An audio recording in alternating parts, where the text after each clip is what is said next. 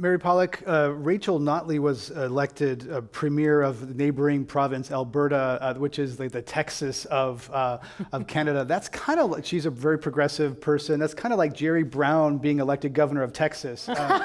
So tell us how that has affected the politics around energy and politics in general in Western Canada, because that was quite a seismic shift. So first, let's all agree that nobody's like Governor Jerry Brown, right? So, it has really, the conversation across Canada has changed dramatically in the last year or so, but particularly in Alberta, where there was always massive resistance to taking action on climate, and that around carbon pricing in particular.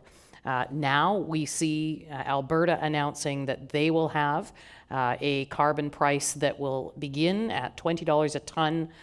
Next year will go to $30 a ton by 2018.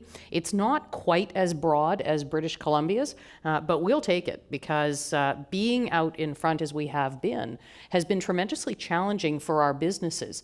One of the difficult challenges for jurisdictions, subnational jurisdictions, I think in particular, is that you can drive really hard down the climate action path.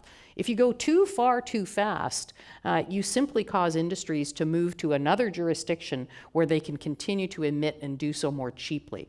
So you have to find that right balance in terms of putting the pressure on through carbon pricing, but not putting the pressure on to such an extent that you then see that industry move to another jurisdiction and simply emit elsewhere. So with partners now like Alberta, and then, of course, the pricing we're seeing through cap and trade in Ontario and Quebec, national carbon pricing being discussed by the Prime Minister.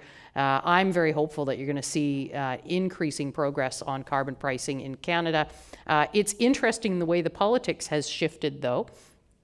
You now have first of all, the female premiers in Canada, yes, go women, are the ones who are advocating that the federal government be more directly involved in addressing climate in our country. So that has been a real shift, and it's one we think is very positive for British Columbia.